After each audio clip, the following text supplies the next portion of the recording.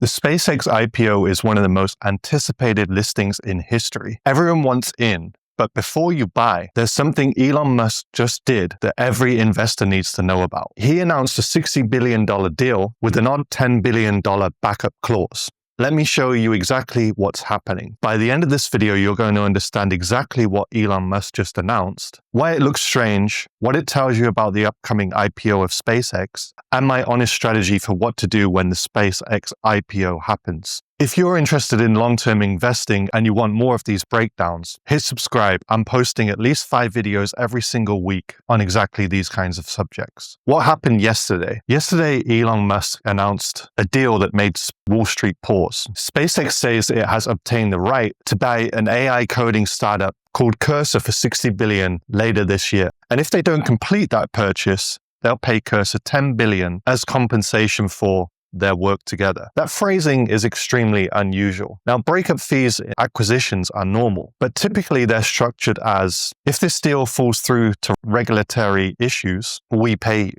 Now, this is structured as, if we still owe you $10 billion anyway. $60 billion for a company that was worth $2.5 billion just 10 months ago, and $10 billion for saying you might buy them. That's the kind of money movement that grabs serious investors' attention. SpaceX isn't just rockets anymore, and that's the first thing most people don't realize. In February this year, Elon Musk merged SpaceX with his AI company xAI. That is the one that makes Grok. And that same xAI company had previously absorbed X, the social media company formerly known as Twitter. This combined entity is now valued at $1.25 trillion, according to Elon Musk. Now, let me put that number into context. $1.25 trillion is bigger than entire countries' economies. It's bigger than the individual market cap of any European company. If it listed today, the valuation would put it as the 6th largest company in the whole world. And now they're potentially adding Cursor into the mix. Rockets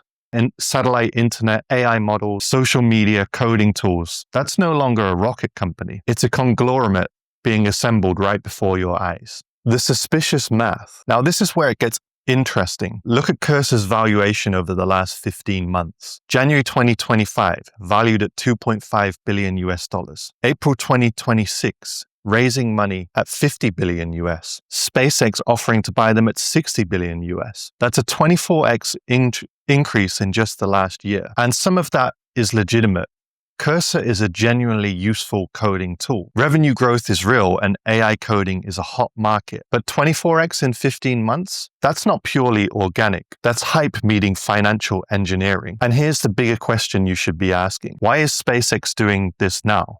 What's with the timing? Well, the answer is that Elon Musk is planning to take SpaceX public. That IPO is expected in the next 6 to 12 months. And the stronger SpaceX portfolio looks at IPO time, the higher the IPO price will be. The higher the IPO, the more money Musk and early investors make. This is what Robert Greene writes about in the 48 Laws of Power. Create a reputation of power through association. Musk is building his empire into one story. AI rockets, satellite internet, and all of it going into the same IPO at the same time. That's the play. Now, there's another layer here that most people won't catch. Grok, Musk's AI chatbot, is far behind the competition in coding. Anthropic's Claude AI is widely considered the best AI coding right now. OpenAI has Codex. Google just led a strike team personally assembled by Sergey Brin to catch up. And last year, Sam Altman at OpenAI declared code red internally, meaning this is an emergency for them. Grok is not in that conversation. So what does Elon Musk do? He buys a company that's already solved the AI coding problem. Cursor is being built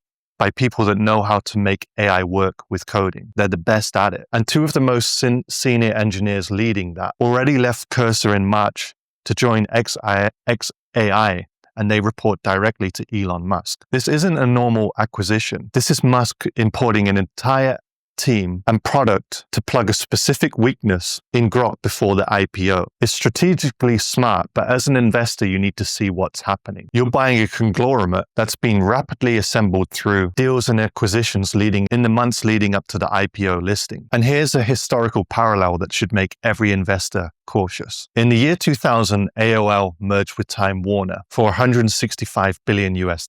At the time, it was the largest merger in history. The logic was simple. AOL Retail had internet distribution. Time Warner had content. Combined, they would dominate the internet era. But within 2 years, the valuation had collapsed by $200 billion US.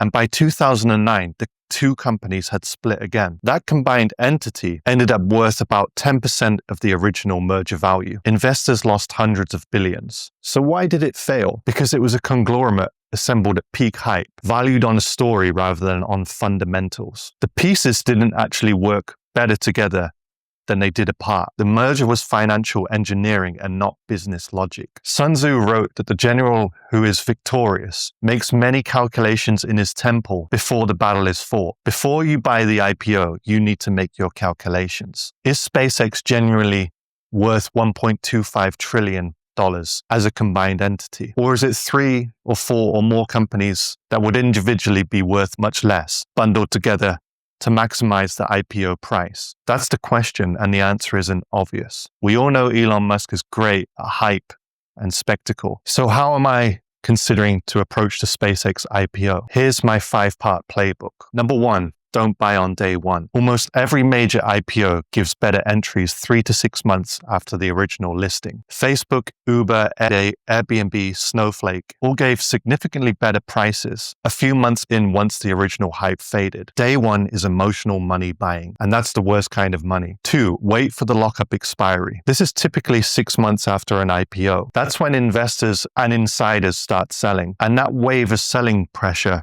creates a better entry window. I'd mark that date in the calendar and wait for it 6 months after the IPO. 3, size your position small. This is a concentrated bet on Elon Musk. If his reputation takes a hit, his companies get problems. If he does something unpredictable, you need to be able to exit without wrecking your portfolio. Allocate 2 to 5% maximum into this. 4, understand what you're buying. You're not buying a pure rocket company. You're buying a conglomerate.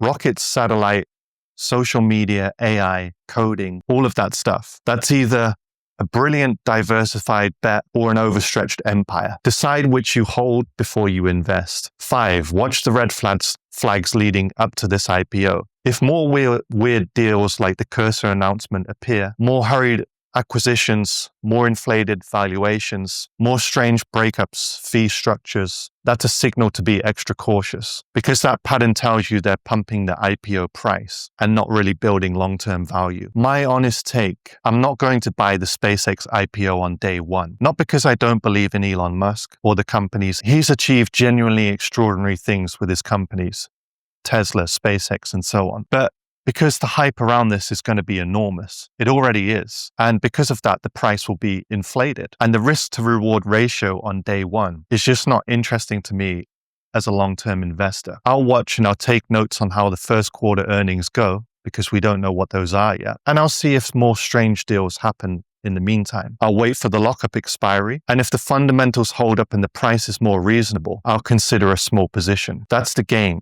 Patience over FOMO. Always. If this breakdown was useful to you, subscribe. I post at least 5 videos every single week for long-term investors trying to navigate the market.